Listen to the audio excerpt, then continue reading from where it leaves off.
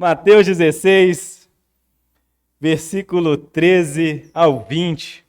Inclusive, hoje você vai descobrir por que o nome da nossa igreja é Missão 1618. É só você olhar aí para o versículo 18 aí de Mateus 16, tá bom? Mas hoje nós vamos relembrar essa passagem das Escrituras que inspirou o nascimento dessa igreja e não só nos inspirou, nos inspira e nos sustenta ao longo desses anos aí. Amém? Toda vez que alguém perguntar por que o nome da sua igreja é Missão 1618, você vai falar para essa pessoa, você tem tempo aí? Abra sua Bíblia em Mateus 16, versículo 13 ao 20, eu vou te explicar porque o nome da minha igreja é Missão 1618. Vocês encontraram? Digo amém. O texto diz assim: Indo Jesus para a região de Cesareia de Filipe, perguntou aos seus discípulos, quem os outros dizem que é o Filho do Homem?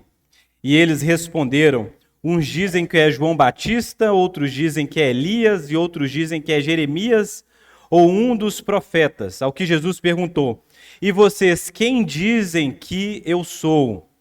Respondeu Simão Pedro, disse, o Senhor é o Cristo, o Filho do Deus vivo. Então Jesus lhe afirmou, bem-aventurado é você, Simão Barjonas, porque não foi carne e sangue que revelaram isso a você, mas meu Pai que está nos céus. Também eu lhe digo que você é Pedro, e sobre esta pedra edificarei a minha igreja, e as portas do inferno não prevalecerão contra ela. Eu lhe darei as chaves do reino dos céus. O que você ligar na terra terá sido ligado nos céus, e o que você desligar na terra terá sido desligado nos céus. Então Jesus ordenou aos seus discípulos que não dissessem a ninguém que ele era o Cristo. Amém? Vamos orar mais uma vez? Senhor Deus, obrigado, Pai. Obrigado pela tua graça. Jesus, nós te agradecemos porque é o Senhor quem cuida da igreja. É o Senhor quem zela pela saúde e pelo sustento da igreja e é aquele quem nos alimenta com todos os nutrientes necessários para que possamos crescer e frutificar na boa obra que o Senhor tem para nós. Obrigado por cada pessoa que é participante dessa igreja. Obrigado pelas pessoas que passaram aqui, ó Pai, que contribuíram para que isso aqui pudesse se tornar essa igreja maravilhosa. E eu ainda te agradeço, ó Pai, por aquelas pessoas que estão se achegando, aquelas que ainda chegarão nesse lugar e se somarão a esse grupo, ó Pai. Nós, em todas essas coisas, só vemos a graça de Deus para a glória do Teu nome, ó Pai. Amém e amém. Mateus 16, versículo 13, diz assim, do Jesus para a região de Cesareia de Filipe, perguntou aos seus discípulos, quem os outros dizem que é o Filho do Homem? Jesus chegou no momento crucial do seu ministério de ensino. Já havia alguns anos, Jesus ensinava nos lugares mais diversos em todo o território israelita. Ensinava em lugares públicos, em montanhas, fazia milagres, curava pessoas de enfermidades crônicas, libertava pessoas que estavam possuídas por espíritos imundos. O ministério de Jesus é extraordinário. E quem viu sabe que é. Essa é a verdade. Ao passar pela vida das pessoas, e algumas dessas pessoas em especial, Jesus faz um convite quase que irresistível, talvez. Vem e me segue. O que dizer para esse que me chama, que eu devo segui-lo? Como dizer não? Então eu deixo minhas redes, deixo o meu trabalho, deixo o emprego que eu tenho, o alto cargo, deixo os meus títulos para seguir esse Jesus, que é nazareno, no entanto, é poderoso em palavras e ações. É esse que nós escutamos o seu sermão e ficamos admirados. Esse que faz essa grande obra no nosso meio, que todos nós podemos ver, me chama, e muitas vezes pelo meu nome. Vem, me segue. É essa a realidade de muitos de nós aqui nessa manhã. Um dia nós escutamos de Jesus, vem e me segue. E nós não sabíamos, inclusive, onde que essa seguir Jesus iria dar. Porque você não imagina Pedro, por exemplo, questionando Jesus após a pescaria, para onde você me chama e quanto tempo dura essa caminhada? Não é a pergunta que nós podemos fazer para Jesus quando ele nos chama. Para onde o Senhor nos leva e quanto tempo isso vai durar? Só há uma resposta, a resposta obediente ao chamado de Jesus. Uma prontidão. Não podemos olhar para trás, não podemos nos apegar naquilo que nós julgamos ter tanto valor. Diante das palavras de Jesus, só há uma resposta: sim, estou aqui, pecador, falho, inapropriado, cheio de temores, mas com uma confiança de que aquele que me chama me sustentará até o final dessa jornada, de que enquanto eu estiver com ele, terei tudo o que é necessário para essa jornada. Esse é o chamado do Evangelho, de que nós, quando entregamos a nossa vida a Cristo, na verdade recebemos a vida dele, e essa vida é suficiente para nos sustentar até o fim. Então imagine você, os discípulos que tomaram essa decisão de seguir Jesus, abandonando suas famílias, casas, carreiras e etc., viram milagres e grandes sermões de Jesus, palavras extraordinárias. Eles já estavam, inclusive, acostumados com um ensino mais próximo, algo que Jesus destinava a todos, mas explicava em particular para eles, os discípulos. Então, como um professor, Jesus quer tirar a prova dos seus discípulos. Primeiro, ele pergunta para os seus discípulos qual é a conclusão que a multidão chegou a respeito de quem ele era. Quem essas pessoas dizem que eu sou? Essa multidão que comeu o pão multiplicado, o peixe multiplicado, essa multidão que foi curada, essa multidão que ouviu o sermão, qual é a conclusão que eles chegaram a respeito de quem eu sou? Perceba bem, é uma boa pergunta. Como as pessoas me interpretam, qual é a conclusão que elas chegaram a respeito de quem eu sou? E a resposta da multidão é uma resposta interessante, no entanto, incompleta, e muito incompleta, porque ela falta o essencial. É interessante porque eles acreditam que Jesus é, de fato, alguém enviado de Deus, alguém como os profetas. Seja Jeremias, Elias, seja João Batista, Jesus também é poderoso em palavras e obras como os profetas foram. Talvez seja um profeta que Deus levantou nos nossos tempos, coisa que ele não fazia há tempo.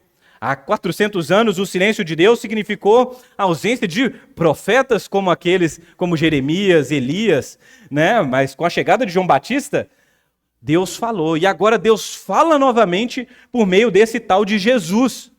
Jesus, então, é alguém poderoso em obras, em palavras. Nós amamos o sermão de Jesus. Nós amamos quando Jesus faz os seus milagres. Essa é a conclusão da multidão.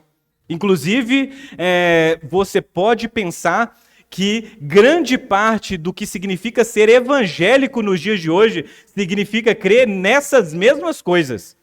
Acreditar que Jesus não passa de alguém que tem boas palavras para nós, bons sermões. Ou, quem sabe, alguém que possa curar as nossas feridas, expulsar os nossos demônios, fazer, quem sabe, um milagre de multiplicação, nos dar um emprego melhor, nos dar uma casa melhor.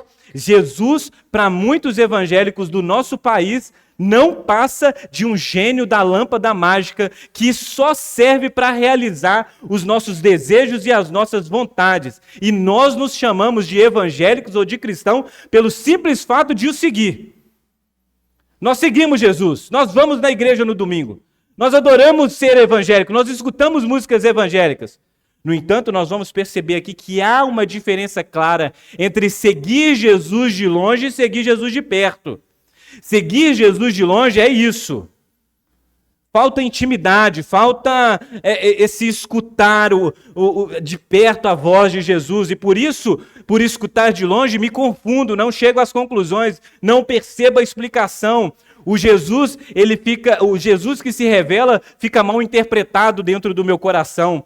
E por isso eu chamo ele de profeta, porque ainda não consegui chamá-lo de Senhor, de Deus, como é o caso de Pedro. Porque se essa é a resposta da multidão, qual é a resposta de vocês que caminham de perto?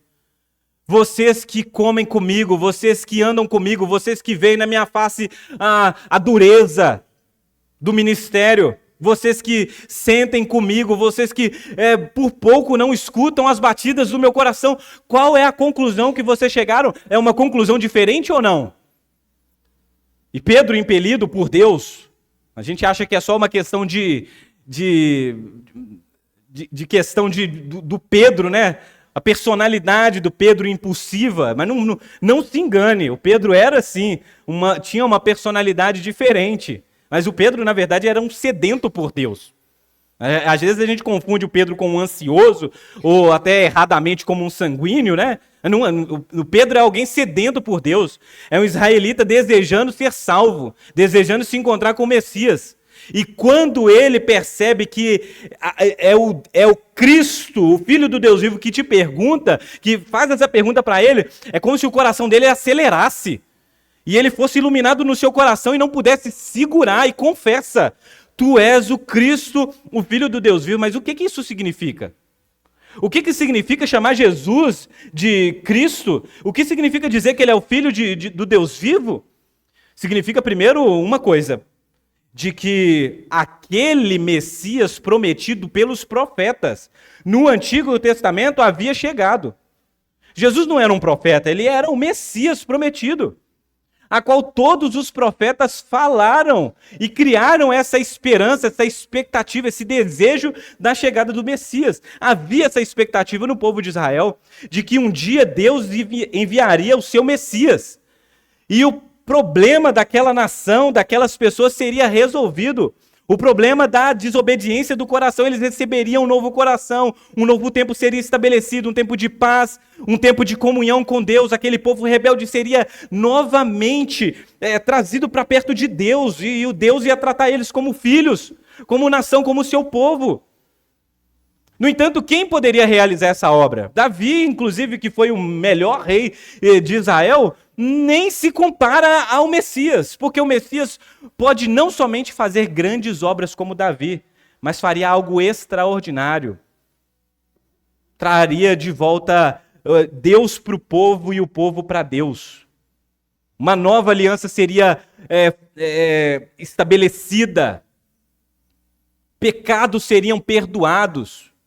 O Messias que chegaria, talvez, como esse que vem como um fogo, como um conquistador que conquista terras, talvez um grande rei que retoma Israel e vence os inimigos, agora estava diante de Pedro perguntando para ele. E Pedro estava sendo vencido, não fisicamente, mas no seu coração. Pedro era o principal inimigo de Deus, mas estava diante do Messias, o conquistador. Então perceba bem que Pedro percebe Jesus não somente como um profeta, mas como o cumprimento das profecias. É o Messias quem me fala, é Jesus o tempo todo. E nós projetamos nas nossas histórias um tipo de Messias que quando ele chegou a gente não conseguiu perceber.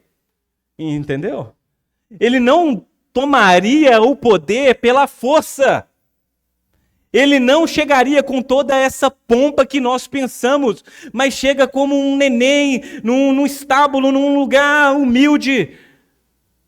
Nós pensamos que esse Messias chegaria com o seu exército, com um poder de guerra, mas ele está aqui diante de nós, comendo, bebendo, curando pessoas, libertando pessoas de espíritos imundos.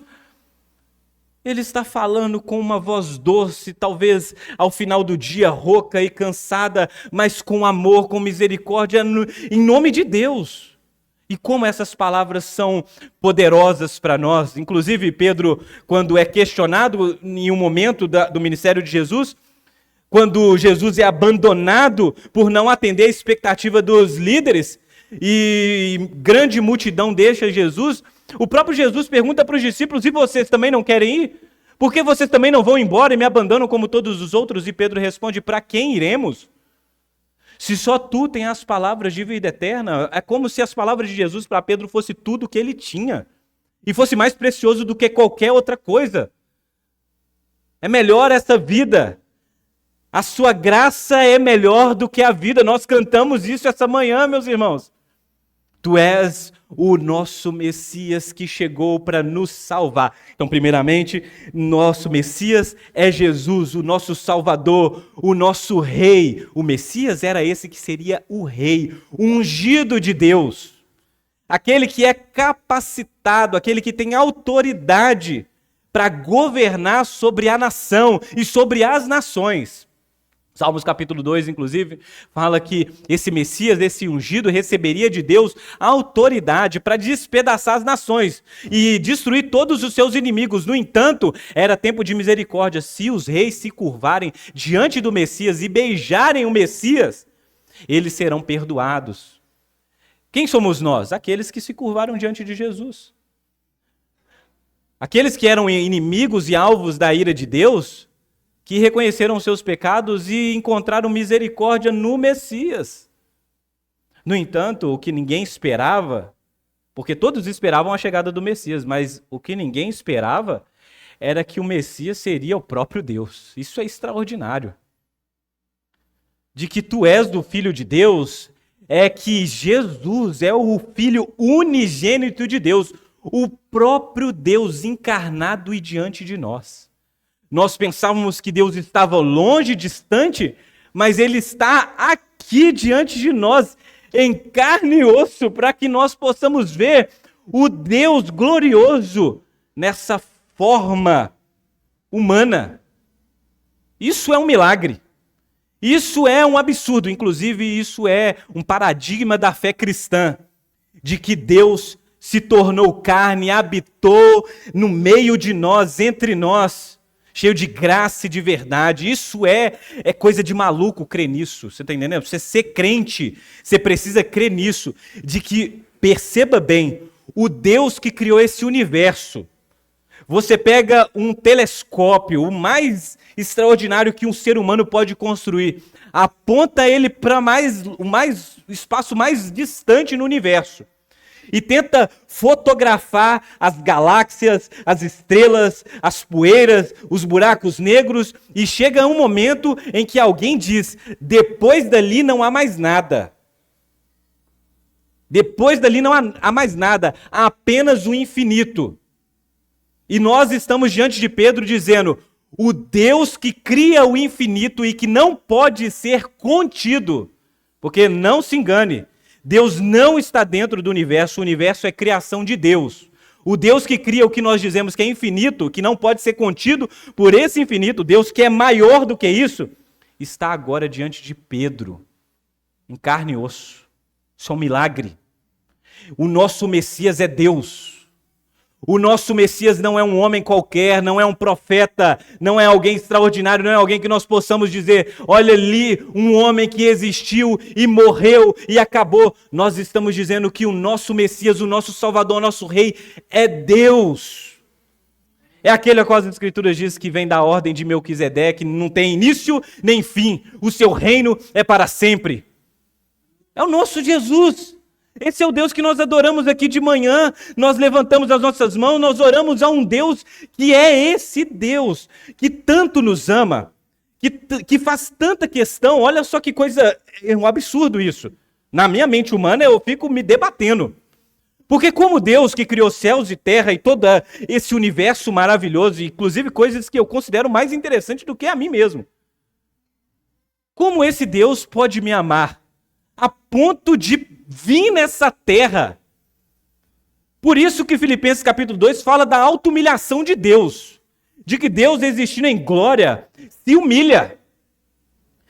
Torna-se humano como nós. Isso é humilhante para um Deus criador. É o Criador se tornando a imagem de sua criatura. Mas nós percebemos aqui agora que nós que fomos criados para ser a imagem dele, mas ele vem em forma humana, em imagem humana. Que absurdo. É um absurdo. O Evangelho é um absurdo. Porque ele me diz que Deus, Criador dos céus e da terra, Todo-Poderoso, me ama a ponto de vir Ele mesmo, pessoalmente, me salvar, te salvar, nos resgatar, para uma comunhão eterna. Porque, olha só, Deus não nos deve nada, meus irmãos. Deus não... Ele poderia simplesmente acabar com isso, falar do mesmo jeito que nós descartamos as coisas quando elas quebram. ou quando as coisas ficam obsoletas, como um celular velho, que a gente fala não serve mais, Deus poderia simplesmente fazer isso porque Ele é Deus. Ele que é o nosso Criador. No entanto, esse Deus que nos criou, mesmo depois da nossa queda, depois de ser quebrado, insiste em uma comunhão com cada um de nós. Então, como resistir ou como dizer não quando esse Jesus passa pelas nossas vidas e diz: vem e me segue? Percebe onde Pedro está? É inevitável. Não tem como você dizer para Jesus: não tem como mais, eu não quero mais. Por isso Pedro declara com toda a sua força, com todo o seu ser: tu és o Cristo, Filho do Deus vivo. No entanto, as Escrituras nos ensinam que isso não é uma conclusão lógica. Porque Jesus diz para Pedro que é o seguinte: não foi carne nem sangue. Há muitas coisas que nós podemos chegar a conclusões lógicas. Nós podemos estudar as coisas através de experimento científico, através de observação, análise, método.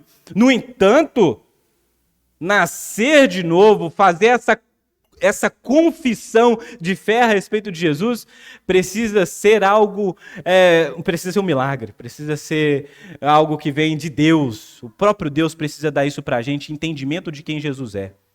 Nós podemos estudar todas as Escrituras e fazer o curso de 2 anos excelente aqui da nossa igreja. No entanto, se Deus não te dá entendimento espiritual de quem Jesus é, você não passará de mais um nessa grande multidão. Por isso você precisa nascer de novo. É necessário que o Espírito Santo ele ilumine o seu entendimento, para que a sua confissão não seja uma confissão vazia, mas seja uma confissão preenchida de revelação. É a iluminação de Deus, é ser iluminado no seu interior. É você perceber que você confessa isso não apenas nas conclusões lógicas, observação da história e ver, mas de que é o próprio Espírito de Deus confirmando no seu espírito de que Jesus é o Filho de Deus, de que Ele é o Messias e de que por meio da obra de redenção de Deus, agora você também é filho de Deus. E por isso nós podemos clamar: Abba, Pai, Deus agora é o meu Pai. Está entendendo? É porque o Pai Nosso, ele faz sentido para filhos, entendeu? Pai Nosso que estás nos céus. Você só clama a Deus o Pai se de fato se tornou um filho. E isso é graça de Deus do início ao fim. Então, no texto que nós dizemos, no versículo que nós damos nome à nossa igreja, Mateus 16, 18, olha aí para a sua Bíblia.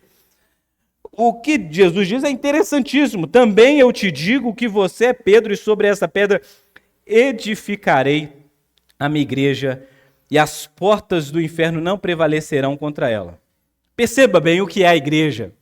A igreja é uma comunidade de pessoas que tiveram uma revelação espiritual de quem era Jesus e qual era a sua obra. A quem é a igreja? Esse negócio de eu sou igreja não existe. A igreja é uma comunidade plural feita de pessoas que receberam a graça da revelação e puderam confessar que Jesus é o Cristo, Filho de Deus, o Messias prometido. O Cristo é essa obra que somente o Cristo pode realizar. A natureza de Jesus é que Ele é Deus. Nós nos curvamos diante de Deus. Não adoramos a homem qualquer. Nós adoramos a Deus homem. Então esses. É uma comunidade de pessoas que receberam essa revelação de Deus. E perceba bem, o que é a igreja? A igreja são essas pessoas que receberam essa revelação especial de Deus, que compreendem Jesus agora por meio dessa revelação, e são feitos igreja, eclésia, assembleia dos santos, comunidade, corpo de Cristo. É como se, a partir do momento que nós começamos a enxergar quem Deus é de verdade, quem é o Messias, Ele também vai nos mostrando quem nós devemos ser. Quem Deus é? Deus é esse. Então agora você é isto. Você percebe bem? Tu és o Cristo. o Filho do Deus vivo. Tu és agora Pedro. Agora você ganha uma nova identidade, uma missão, um propósito bem estabelecidos. Assim como Jesus tem uma identidade, um propósito e uma missão que são confessados aqui, agora é Cristo quem confessa a respeito de nós.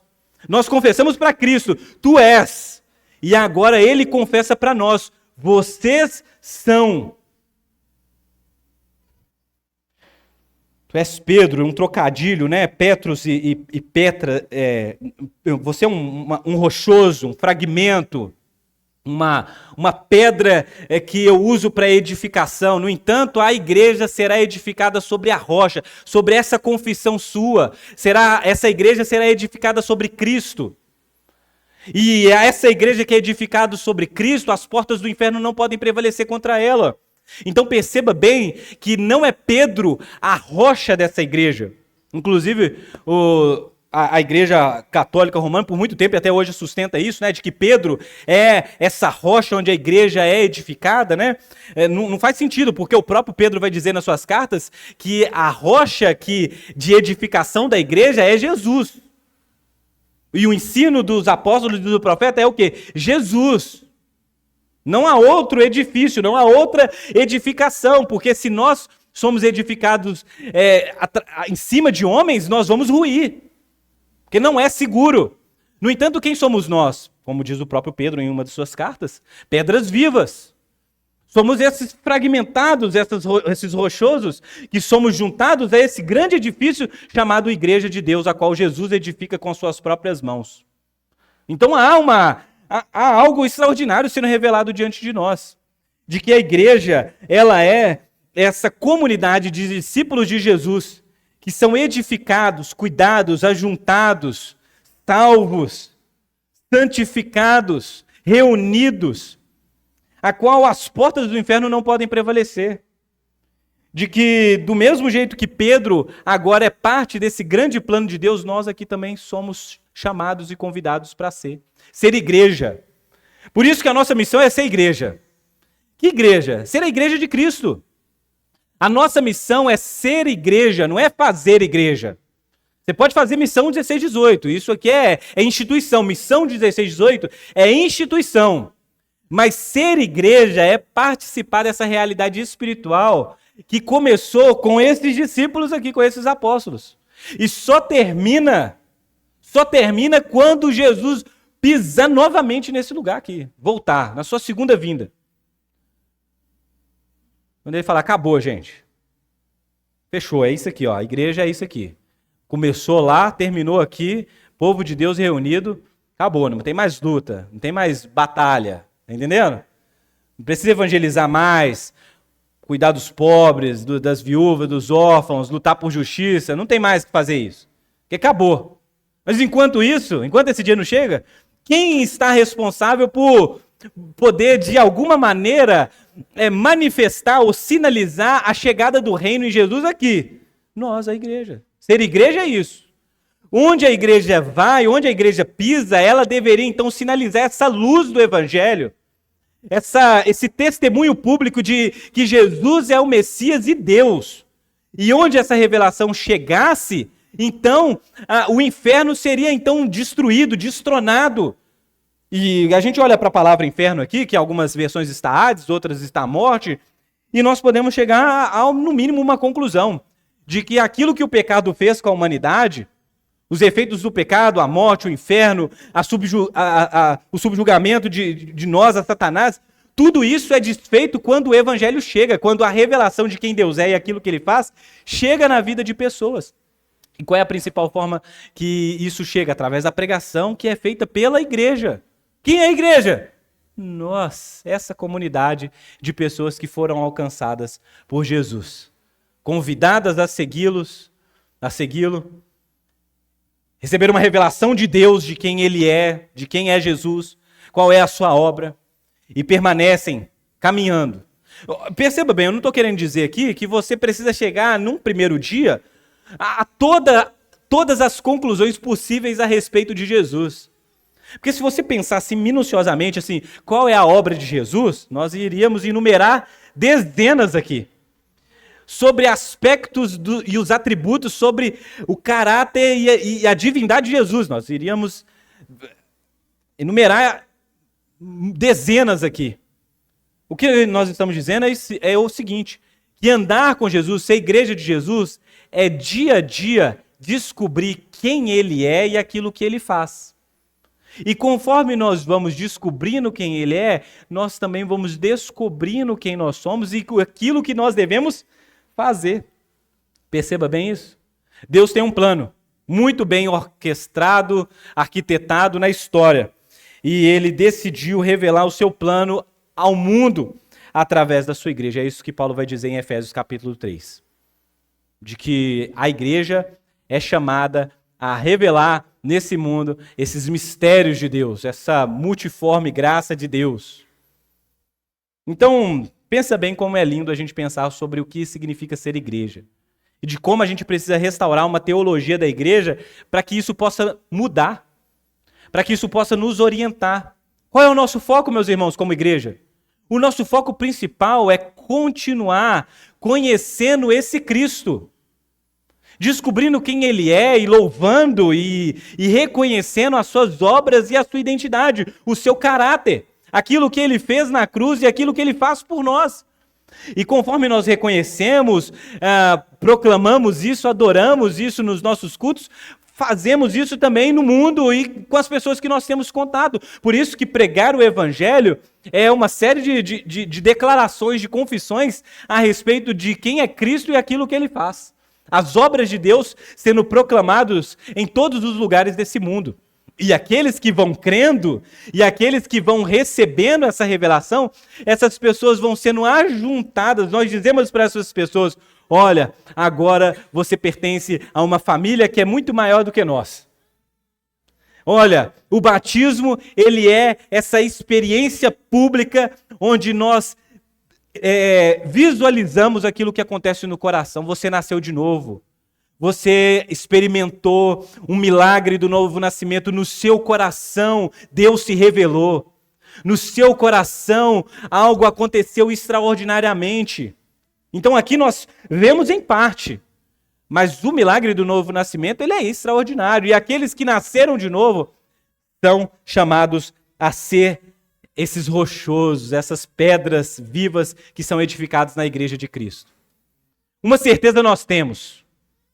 E você tenha passado por várias igrejas, poucas igrejas, tenha se decepcionado com a igreja, uma certeza você precisa carregar para o resto da sua vida. Não há o cabeça sem o corpo. Você precisa ter certeza disso. De que não tem como você amar a Jesus e não amar a sua igreja. O corpo de Jesus. De que esse corpo de Jesus, cheio de defeito, do jeito que ele é, com gente complicada, pecadora, gente que está convertendo. Mas o cara lá não converteu, não batizou lá, e ele fez aquela coisa lá. É assim mesmo. É que essa obra de Deus revelada em nós e nos transformando é progressiva mesmo, só acaba quando você morrer. Então, isso vai acontecer, a gente vai se esbarrar, a gente vai o choque, entendeu? A gente vai ter os nossos desentendimentos. No entanto, um sinal visível da graça de Deus é a gente perseverar, entendendo que aquele que prometeu, eu edificarei a minha igreja, irá cuidar de cada um de nós e vai fazer isso aqui dar certo. Eu disse que a gente olha para o cenário evangélico brasileiro e você fica desanimado, porque parece que tem mais multidão do que discípulo. No entanto, não conclui aí. Tem discípulo, e muito discípulo. Tem gente convertida de verdade. Tem gente que foi salvo pela graça de Deus. Tem gente que está seguindo Jesus de perto, que está ali. E quando nós seguimos Jesus de perto, nós podemos ter certeza que Ele vai trabalhando nas nossas vidas. De que Ele continua cuidando da sua igreja. Nós celebramos na semana passada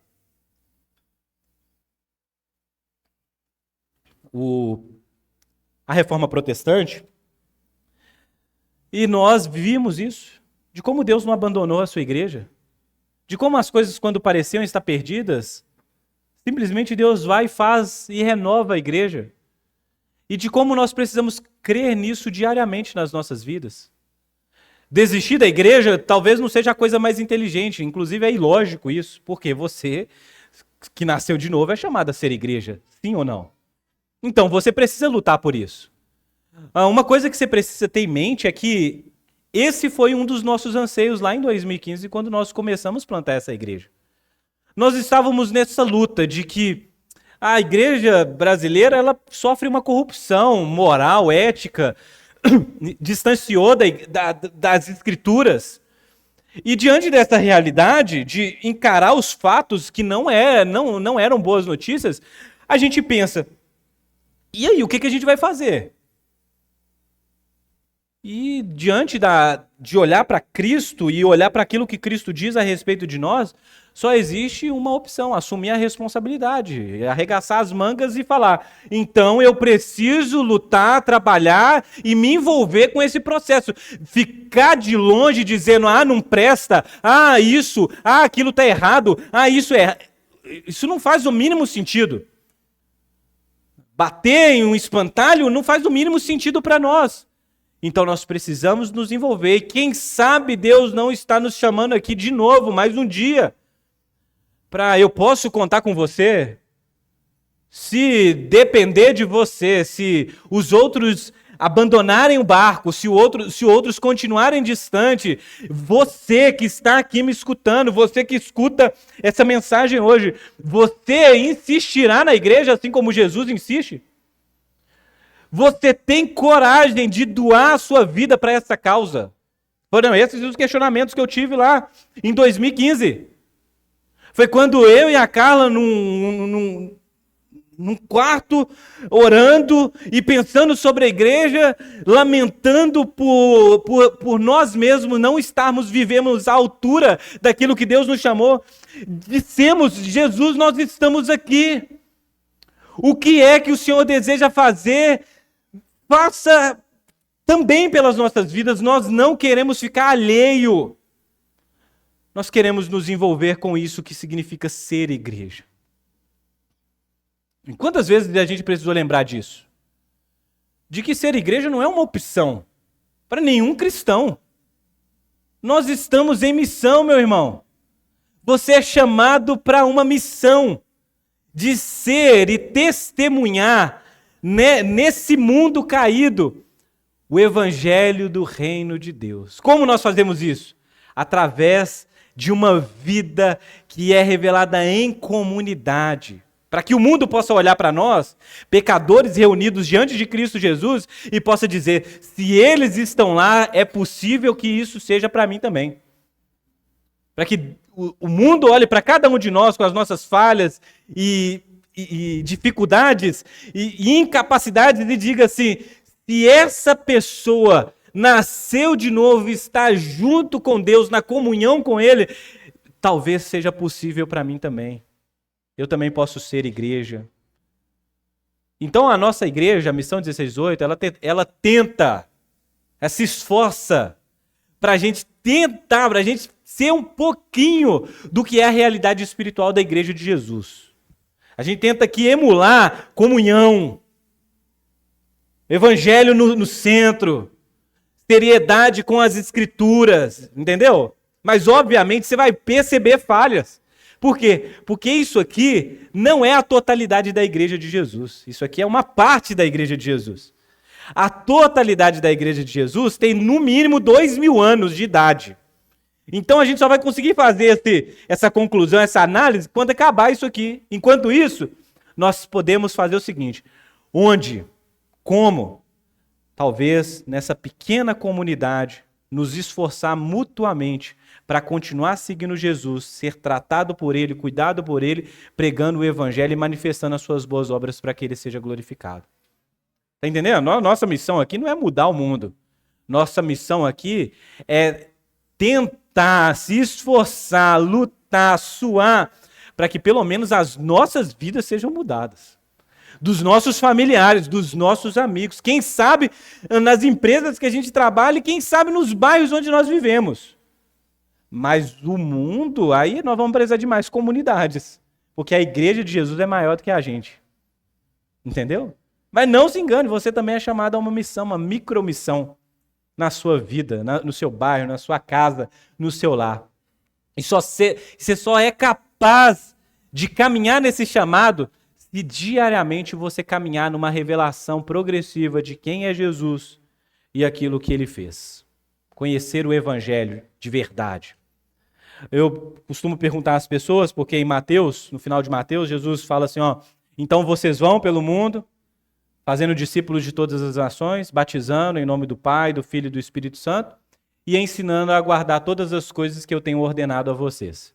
Pergunta que eu sempre faço para as pessoas é o seguinte: quanto tempo a gente demora para fazer com que uma pessoa guarde todas as coisas que Jesus ordenou para os seus discípulos? Vou repetir para você.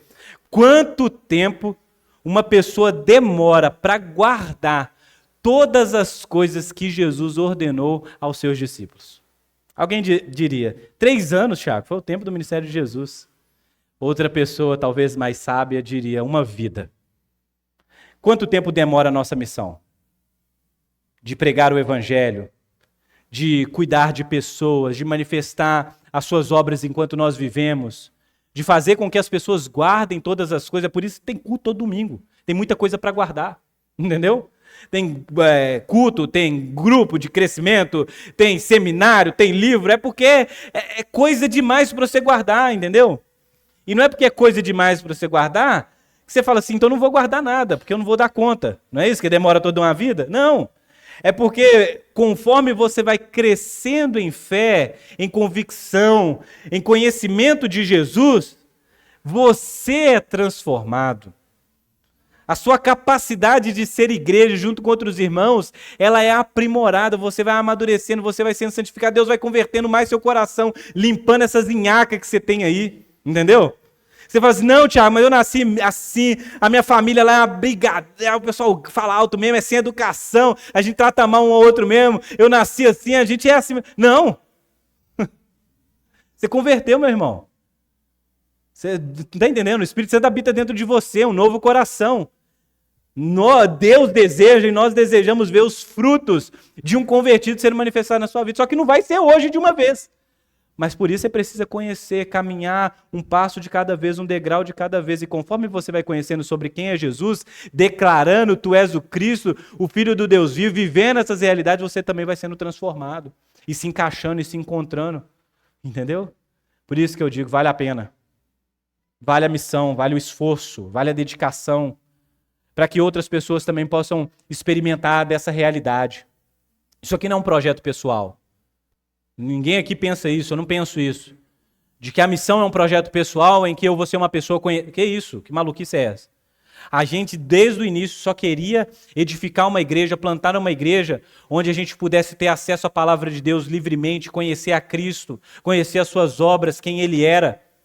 E graças a Deus, porque cada vez mais pessoas têm se achegado a isso aqui, e enquanto a gente estiver vivo, a gente vai lutar para que essa comunidade possa ser uma expressão da graça e da misericórdia de Deus. A gente vai se encontrando e dizendo para as pessoas, olha, existe um lugar em Belo Horizonte, mais um lugar entre tantos outros, mas existe um lugar onde as pessoas lá estão comprometidas em conhecer quem Cristo é e aquilo que Ele faz, e como nós temos sido transformados ao longo desses anos. Então, se você chegou aqui em 2015, você chegou agora em 2024, eu quero que você projete isso para o resto da sua vida aqui na missão. Vamos trabalhar com força, com vontade, com ânimo. Quantas pessoas nós precisamos alcançar? Familiares nossos, amigos. Que tipo de comunidade nós queremos edificar para os nossos filhos? Que tipo de comunidade nós queremos ser para essa sociedade? Então, nós começamos pelo Evangelho. Antes de qualquer outra coisa. Se o Evangelho for o centro, se Cristo for o centro, se for o nosso principal objetivo, então nós estamos bem servidos. Nós podemos ter certeza de que Ele continuará cuidando de cada um de nós. Entendeu? Cada um de nós. Eu já pensei várias vezes, assim, em momentos da igreja, em desistir. Você pensou em desistir? Claro. Claro que eu já pensei em desistir. A gente olhava para as coisas e às vezes parecia que estava dando certo, na outra semana não. Não é isso? Às vezes a gente batia a cabeça, a gente não está no reino, por que a gente está discutindo aqui? Né? A gente caminhava e cadê o crescimento? Cadê os números? Cadê o dinheiro para pagar as coisas, né? Cadê? Parece que está dando errado. Quantas vezes desprezado? O que é isso aí? Não, é igreja. É uma célula? Não, é igreja. Ah, é uma missão. Cadê a igreja? Né? Eu já conto essa história. Nós estávamos no culto, aí a dona entrou. Você estava, Débora, nessa época? Não? Tava lá na nossa lojinha lá. Tô lá, pregando lá. Aí entra a dona e começa a falar comigo. Ah, não sei o que e tal. E começa a discutir comigo lá e falar um tanto de coisa e tal. E a gente começou a conversar com ela, né? E passou uns 40 minutos de conversa. Ela falou, que horas que o culto começa? Eu falei, tá terminando agora, né? Então a gente não tinha cara disso aqui mesmo, entendeu? Essas coisas acontecem, entendeu? Então, olhar tudo que Deus tem feito, as coisas que aconteceram nos últimos anos, a gente tem que pensar em uma coisa. Como Deus cuidou de nós. Que isso fique evidente para todas as pessoas. Que Deus usa pessoas fracas e incapazes para fazer coisas extraordinárias. Isso aqui não é fruto da minha capacidade, gente. Não pensa isso. Se não fosse os vários dons e várias vidas aqui entregues a Jesus, a gente não teria nada disso aqui. A cada semana a gente percebe essa graça de Deus manifesta na vida dos irmãos. De como que uma igreja boa dá trabalho e de que isso é incapaz de uma pessoa só dar conta disso. Então, assim, não dá para agradecer um por um, mas eu agradeço a Deus por cada pessoa e vida que Ele tem trazido para essa comunidade aqui, das pessoas que passaram aqui e contribuíram também com o dom de Deus que estavam na vida delas. É extraordinário a gente viver isso. Eu queria dizer que a gente está só no começo. Entendeu? Eu não penso, Thiago, você tá tranquilo agora que acabou? Não.